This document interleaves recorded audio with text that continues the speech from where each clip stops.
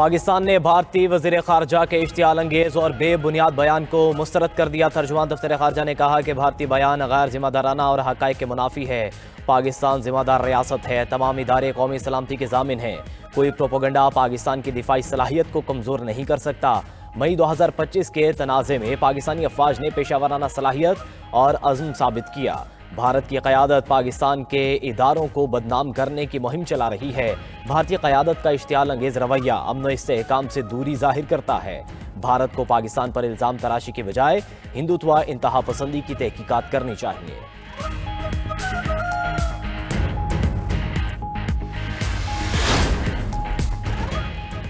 بلوچستان کے ضلع قلات میں سیکیورٹی فورسز کا آپریشن، فائرنگ کے تبادلے میں 12 دہشت گرد ہلاک، گولہ بارود، دھماکہ خیز مواد اور اسلحہ برآمد۔ ISPR کے مطابق ہلاک دہشت گرد متعدد وارداتوں میں ملوث تھے۔ ملک سے دہشت گردی کے مکمل خاتمے کے لیے آپریشنز میں مزید تیزی لائی جائے گی۔ وزیر اعظم اور وزیر داخلہ کا فتنہ الخوارج کے 12 دہشت گردوں کو ہلاک کرنے پر سیکیورٹی فورسز کو خراج تحسین۔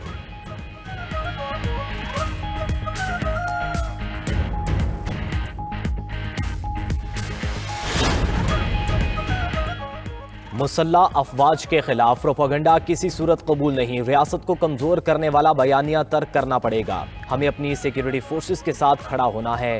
ریاست ہوگی تو سیاست ہوگی۔ خود کو مقبول لیڈر کہنے والے کے اپنے بیٹے لندن میں ہیں۔ ایک جماعت شہرت کا بیانیہ لے کر چلتی ہے۔ پنجاب کے ضمنی الیکشن میں اس جماعت کا بیانیہ سب نے دیکھ لیا۔ وزیر اعلیٰ بلوچستان سرفراز بگٹی کی نیوز کانفرنس، وزیر اعلیٰ KP سہیل آفریدی کو صوبے میں گورننس بہتر بنانے کا مشورہ۔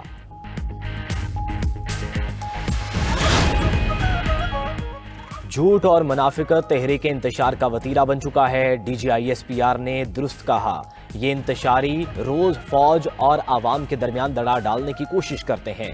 ان کو آئینہ دکھایا ہے کہ شخصیت پرستی اور سیاسی مفاد کی خاطر ملک کو تباہ کرنا چاہتے ہیں۔ وزیر اطلاعات عطا تارڑ نے ایکس پر اپنے پیغام میں کہا کہ مارکہ حق جیتنے والی فوج کو بدنام کر کے دشمن کے بیانیے کو فروغ دے رہے ہیں۔ وزیر ریلوے حنیف عباسی نے پریس کانفرنس کرتے ہوئے کہا کہ بانی PTI ملک کی سلامتی کو داؤ پر لگا رہے ہیں۔ ملک کو منظم انداز میں غیر مستحکم کرنے کی کوشش ہو رہی ہے۔ افواج پاکستان کے خلاف سازشیں ناقابل قبول ہیں۔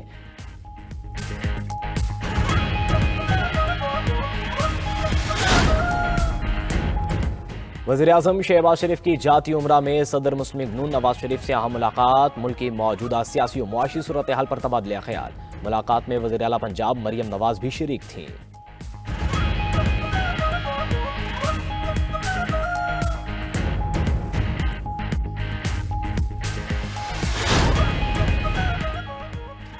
وزیر اعلیٰ پنجاب مریم نواز کا M2 Ravi toll plaza river training works کا دورہ، پروجیکٹ پر پیش رفت کا جائزہ لیا۔ وزیر اعلیٰ مریم نواز کی راوی سٹی میں ترقیاتی کام تیز کرنے کی ہدایت۔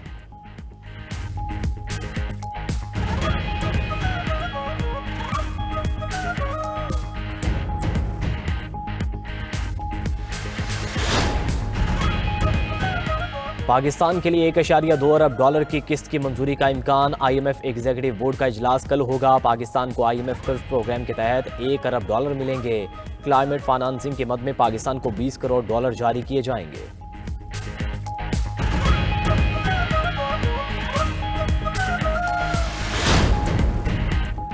پرفارمنس میں سندھ کا مقابلہ کسی صوبے سے نہیں، پوری دنیا سے ہے۔ سندھ حکومت کسانوں پر 56 ارب روپے خرچ کر رہی ہے۔ دنیا کا سب سے مہنگا علاج سندھ حکومت مفت کر رہی ہے۔ وزیر اطلاعات سندھ شرجیل انعام میمن نے کھلی کچہری سے خطاب کیا، کہا 1 ماہ میں ٹنڈو والا یار سے حیدرآباد تک پیپلز بس سروس شروع کریں گے۔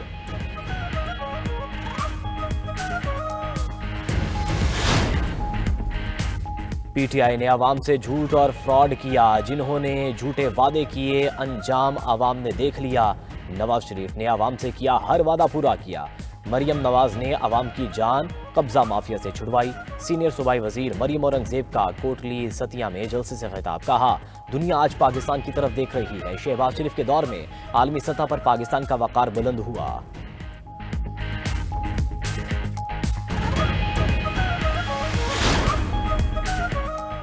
سندھی ثقافت کو اجاگر کرنے کا دن، محبت، امن، رواداری، مہمان نوازی سندھی کلچر کی پہچان۔ کلچر ڈے پر سندھ بھر میں روایتی جوش و خروش، مختلف شہروں میں ریلیاں اور تقریبات، روایتی نغموں پر رقص۔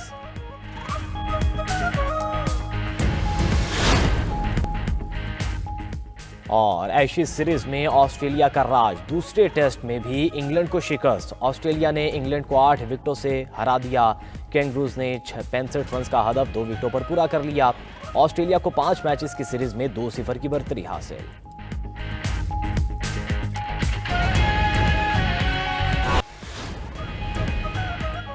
وزیر داخلہ محسن نقوی کا برطانیہ کا دورہ، برطانوی حکام سے ملاقاتیں کریں گے، شہزاد اکبر اور عادل راجہ کی حوالگی کا معاملہ زیر غور آئے گا۔ وزیر داخلہ برطانوی ہائی کمشنر کے سامنے معاملہ پہلے ہی اٹھا چکے، محسن نقوی PSL 11 کی لانچنگ تقریب میں بھی شرکت کریں گے۔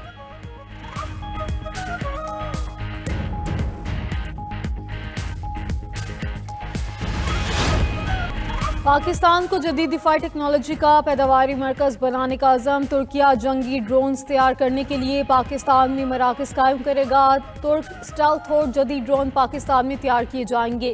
بلومبرگ کی رپورٹ کے مطابق ترکیہ نے پاکستان کو 5th جنریشن فائٹر پروگرام میں شمولیت کی بھی پیشکش کی۔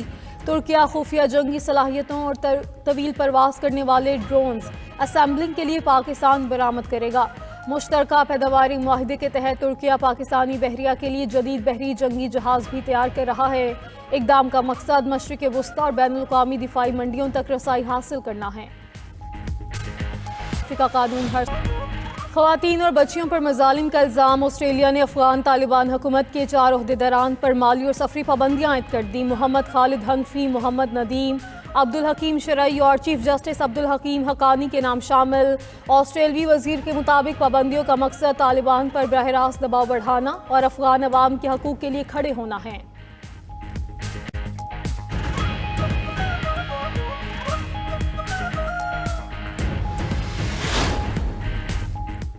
امریکہ کا 2 لاکھ افغان باشندوں کو ملک بدر کرنے پر غور، بائیڈن دور میں 2 لاکھ کے قریب افغان پناہ گزین امریکہ آئے۔ سینئر مشیر امریکی محکمہ جنگ جو شیلڈن کا کہنا ہے کہ افغانیوں کی ممکنہ ملک بدری پر وائٹ ہاؤس میں بحث جاری ہے۔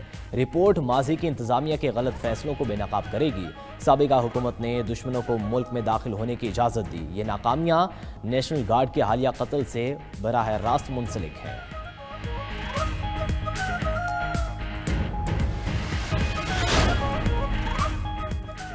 انڈونیشیا میں شدید سیلاب سے ہلاکتوں کی تعداد 900 سے زائد ہو گئی، 100 افراد لاپتہ۔ حکام کے مطابق سیلاب سے 1 لاکھ سے زائد گھروں کو نقصان، لینڈ سلائیڈنگ سے سڑکیں تباہ اور بجلی کا نظام درہم برہم ہو گیا۔